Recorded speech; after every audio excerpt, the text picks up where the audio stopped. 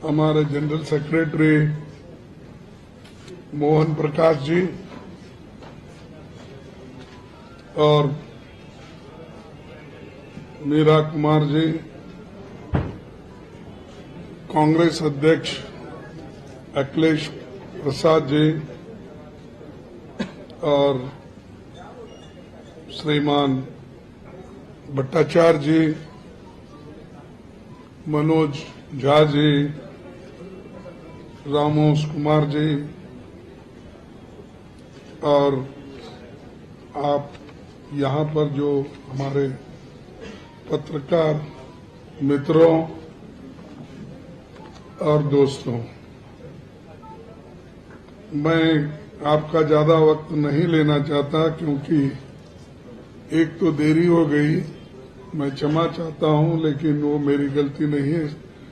जिसने उड़ान के लिए परमिशन देना था उसने जरा देरी कर दी, इसीलिए हम यहाँ पर देर से पहुंचे। अब तक 3 चरणों में 285 सीटों पर चुनाव हो चुके हैं। आज शाम 5 बजे तक चौथे चरण का चुनाव प्रचार रुक जाएगा और 13 तारीख को 96 सीटों पर मतदान होगा, जिसके बाद कुल 381 लोकसभा सीटों पर चुनाव पूरा हो चुका होगा। कल मैं तेलंगाना और आंध्र प्रदेश में प्रचार कर रहा था। मुझे बताते हुए अत्यंत प्रसन्नता है कि मोदी जी के लिए सरकार बना पाना अत्यंत मुश्किल है। कल मैं एक तरफ मेरा पब्लिक मीटिंग था और तेलंगाना में उनका भी एक पब्लिक मीटिंग था। वो देखने के बाद ऐसा लग रहा था कि जो वो हमेशा अपनी बात जो रखते थे, बड़े एक अभिमान के साथ बोलने का और गर्व के साथ बोलने का जो था, वो उसमें नहीं दिख रहा था। और जो केंद्रीय सत्ताधारी जनता के खिलाफ, बीजेपी के खिलाफ जनता में बहुत बड़ा रोष है। रोष इसलिए है कि बेरोजगारी और जो इन्फ्लेशन है ये इतना बढ़ रहा है कि सामान्य जनता उसमें यानी वो सह नहीं पा सकती, इतना बोझा उसका हो गया है। और इसीलिए सभी लोग परेशान हैं। इन्होंने तो पहले बहुत वायदे किए थे, नौकरियों के वायदे किए थे। अब तो 20 करोड़ नौकरियां देनी थी तो उन्होंने नहीं दी, लेकिन उसके बारे में वो कुछ नहीं बोलते। दूसरी चीज, इन्फ्लेशन के बारे में, जो महंगाई के बारे में वो कुछ नहीं बोलते, वो भी अपने भाषण में कहीं भी जिक्र नहीं करते। उसी तरह उन्होंने जो जो वायदे किए थे उन वायदों पे वो कुछ बात नहीं करते।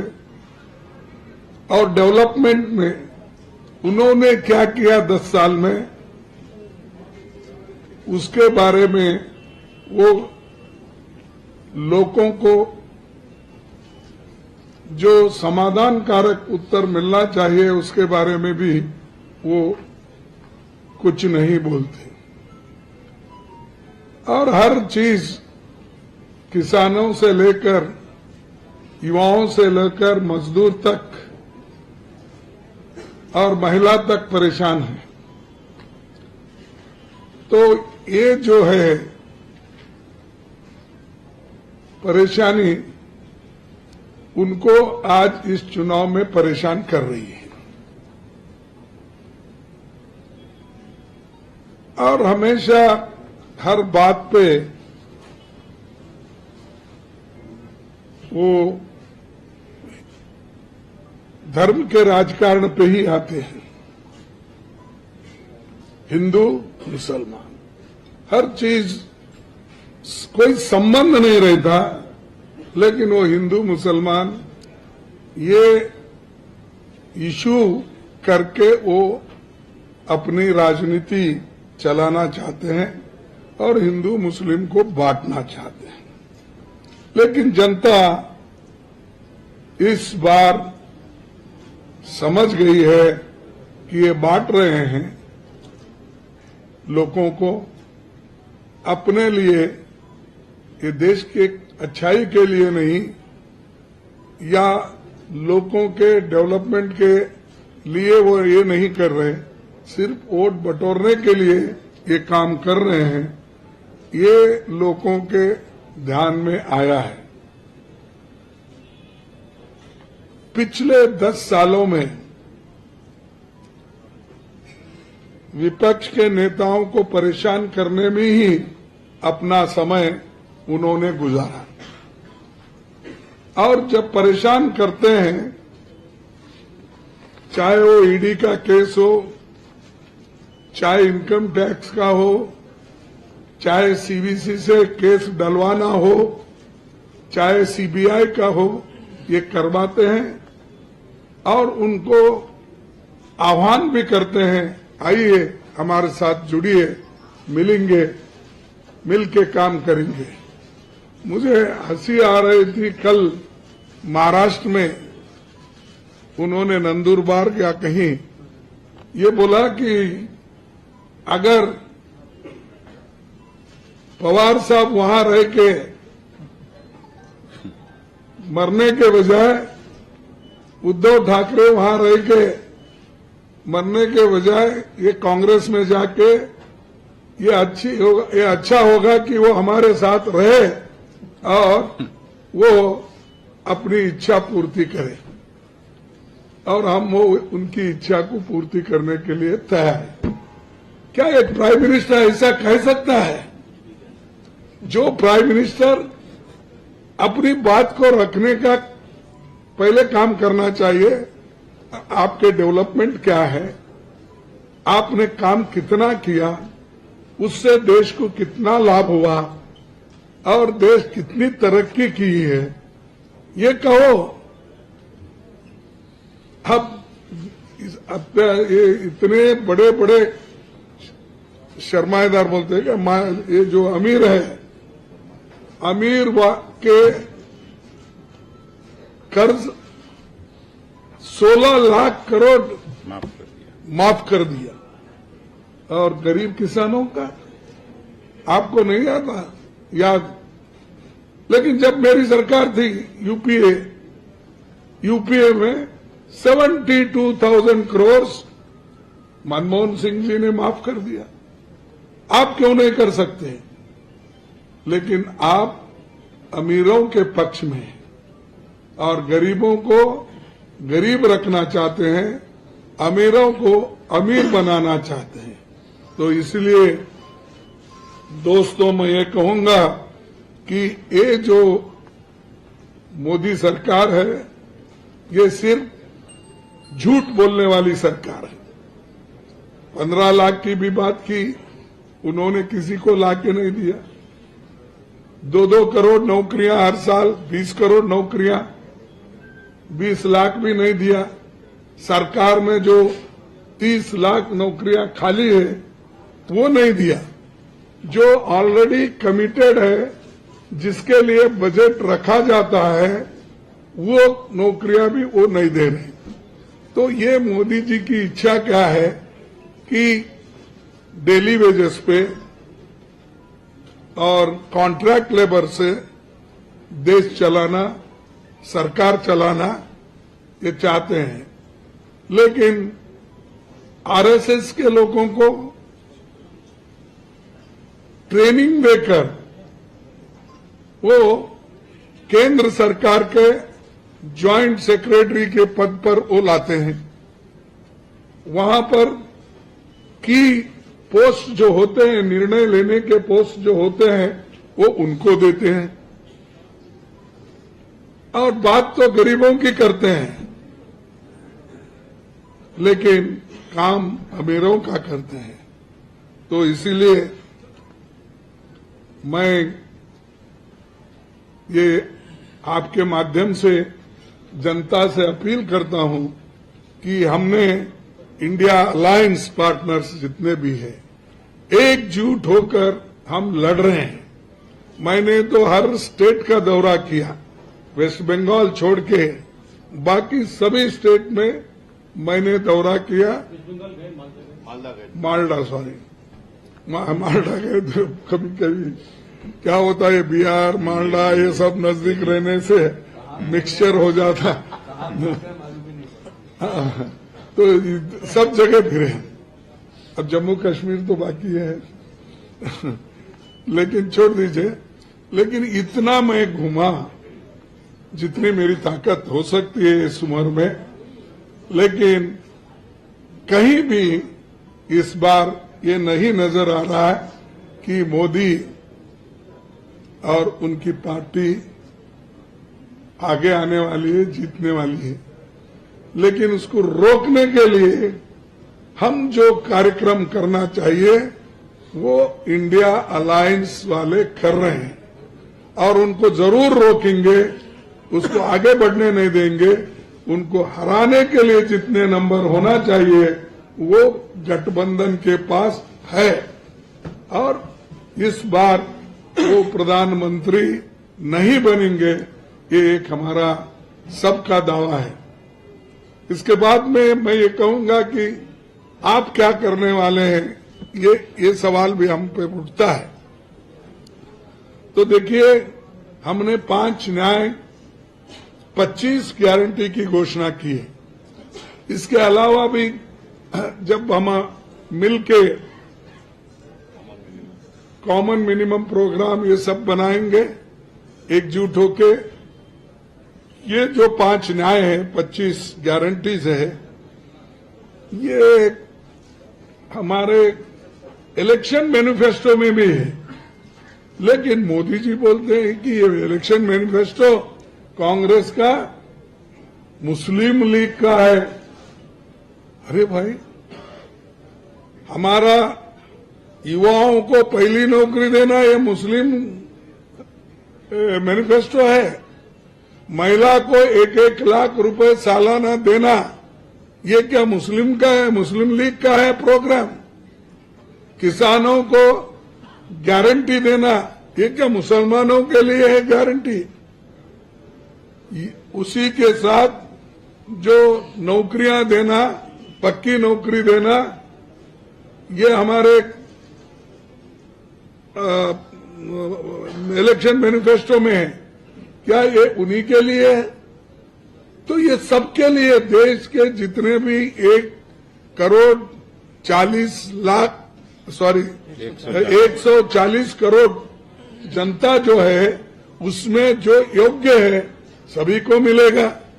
उसमें जात, रिलीजन, धर्म कहां से आया?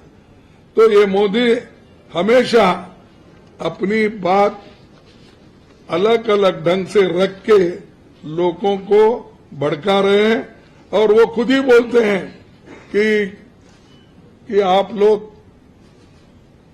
अपोजिशन के लोगों को भड़काते हैं और लोगों में डिवाइड करने की बात करते हैं। हम डिवाइड नहीं कर रहे, एक प्राइम मिनिस्टर डिवाइड कर रहे हैं ऐसी बातें बोलकर। उनको क्या मालूम, मुझे तो मालूम नहीं होता कि बाकी के हमारे प्रोफेसर है, ये भट्टाचार्य जी है इधर हमारे, और सीपीआई के नेता, आप ही बोलना चाहिए। यम से बड़ा उनको मोहब्बत है, बहुत चाहते हैं। यम बोले तो सिर्फ मोदी ही नहीं, कहां तक जाते, मुसलमान, मटन, मंगलसूत्र, मछली, ये सब चीजें एक प्राइम मिनिस्टर बोलता है। ये मैं अहमदाबाद गया था, वो भी अहमदाबाद में ही थे, तो मेरी एक तरफ मीटिंग चल रही थी, उनकी रैली चल रही थी वहां भी ऐसा बोले, अगर आप कांग्रेस को वोट डालेंगे, इंडिया गठबंधन को वोट डालेंगे, अगर आपके पास 2 एकड़ जमीन है तो 1 एकड़ छीन लेंगे, अगर आप 2 घर है तो 1 छीन लेंगे, आपके पास 2 फ्लैट है तो 1 फ्लैट ले लेंगे, यहां तक कि 2 भैंस है तो 1 भैंस छीन लेंगे और वो उनको देंगे। आप पढ़े होंगे, हम बना के नहीं बोल रहे, झूठ नहीं बोल रहे, झूठ तो उनको छोड़ दिए हम, क्योंकि सब चीजों पे झूठ बोलते ही जाते। बुलेट ट्रेन का बोले, 15 लाख का बोले, 2 करोड़ का बोले, एमएसपी का बोले, ये झूठ बोलने का अधिकार उनका है, मैं छीन लेना चाहता हूं।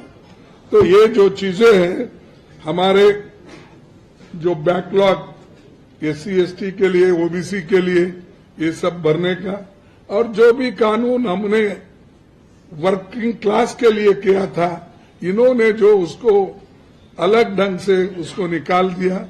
हम ज्यादा से ज्यादा इसमें कोशिश करेंगे कि जो वर्किंग क्लास के हित में कानून है, उस कानून को फिर से हम लाएंगे। तो इसलिए मैं ज्यादा वक्त आपका नहीं लेना चाहता हूं, तो बाकी के लोग बोलेंगे और मेरे बातों को अभी खत्म। सवाल नहीं, एक एक करके। अब राष्ट्रीय जनता दल के यहाँ सम्मानित, देखिए, जहां तक ED, CBI और CBC, ये जो आज जिन जिन लोगों पर उन्होंने कानून के तहत कार्रवाई न करते हुए सताने के लिए, हरासमेंट करने के लिए और इलेक्शन को तंग और तबाह करने के लिए जो काम किए हैं, उसको देखकर जरूर उनके केसेस हम वापस लेंगे। अगर कोई कानून के तहत केस है तो वो सब गठबंधन की सरकार आने के बाद कानून चलेगा, जो कॉन्स्टिट्यूशन के तहत हम चलेंगे और कॉन्स्टिट्यूशन में जो प्राविधान है उसी के तहत हम काम करेंगे। सेकंड, तो गठबंधन की सरकार बनने के बाद कौन बनेंगे प्राइम मिनिस्टर, ये आपका सवाल है। ये यही सवाल है कि कौन बनेगा करोड़पति बोले जैसा। तो मैं आपसे यही कहूंगा कि हमारे गठबंधन के नेता लोग जो भी हैं, उन्होंने सब मिलके जो निर्णय लेंगे वो प्रधानमंत्री, इस देश का प्रधानमंत्री बनेगा। इसीलिए इससे बेहतर भी होगा, इससे अच्छा भी होगा। और आपको मालूम है, गठबंधन सरकार बहुत यशस्वी हुआ। हम 2004 में बहुत ही कम थे, लेकिन हमने अच्छे अच्छे कार्यक्रम किए और ये नरेगा जैसे स्कीम किए, फूड सिक्योरिटी जैसे एक्ट लाए, RTA, राइट टू इंफॉर्मेशन लाए, RTE लाए। ये इतने बड़े काम मोदी जी ने कभी किया है। 5 केजी देकर बोल रहा मैं 80 करोड़ लोगों को मुफ्त खाना दे रहा हूं। अरे हम तो 35 केजी देते थे और कभी ये नहीं बोले कि हम मुफ्त दे रहे, वो दे रहे। नरेगा का बड़े बड़े जितने भी कानून हमने की और वो लोगों के भलाई के लिए ही किए हैं। और किसी कभी हम ये मेरा गिफ्ट है या ये मेरी गारंटी नहीं है ऐसा नहीं बोले, लेकिन उनको आदत है हर चीज को, ये मोदी की गारंटी, मोदी का 56 इंच छाती, मोदी का फलाना, ये सब बोलते रहते हैं। इसीलिए हमारा जो भी गठबंधन का सरकार होगा वो अच्छा काम करेंगे और सब मिलके लीडर को चुनेंगे। नहीं, एक सवाल और पूछ लीजिए। पूछेंगे तो एक कोई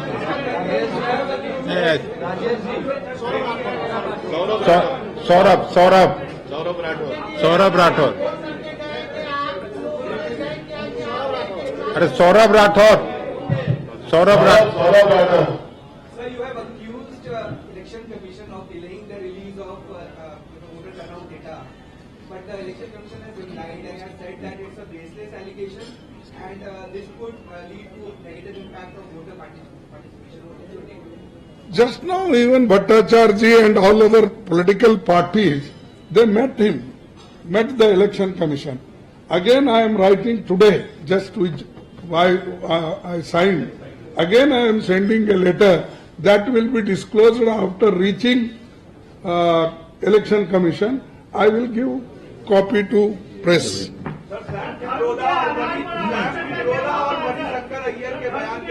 कोई आरक्षण क्या लगता है कांग्रेस रमन पर ये बैकफायर हो जाएगा? ये नहीं 2019 में भी मणिशंकर अय्यर ने इस तरीके का कुछ बयान दिया था प्रधानमंत्री को लेकर।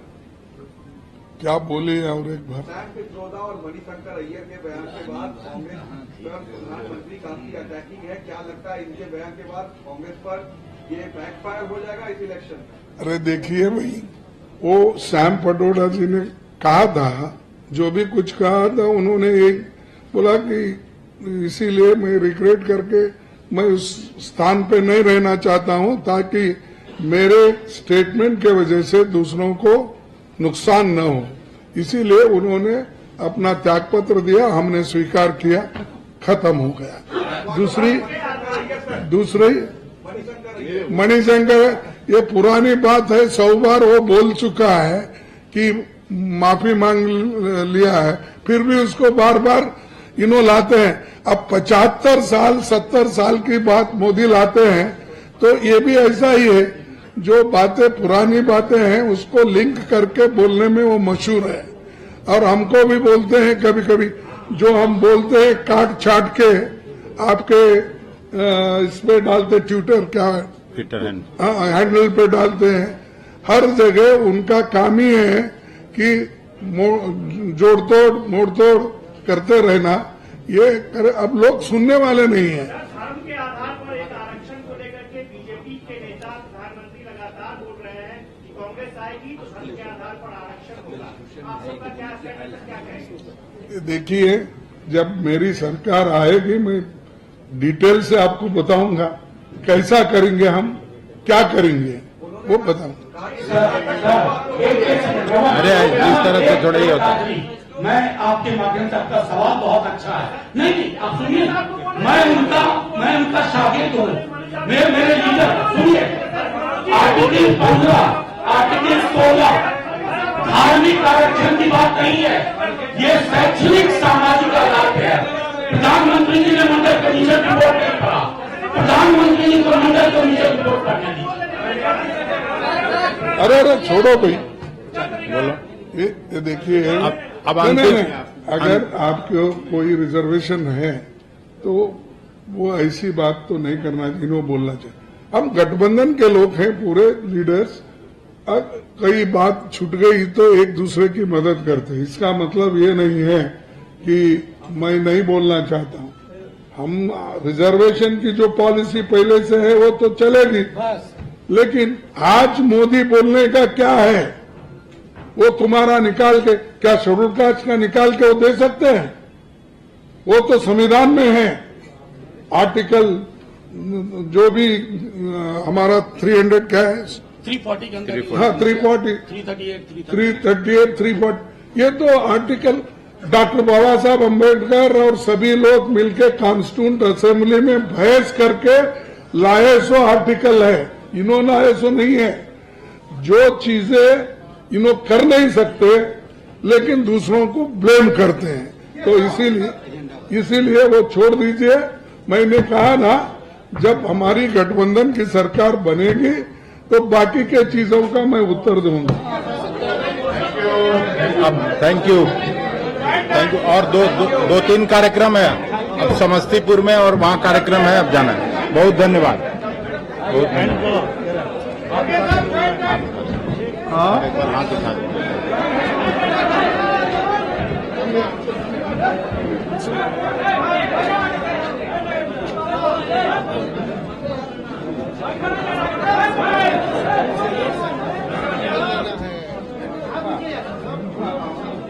Thank you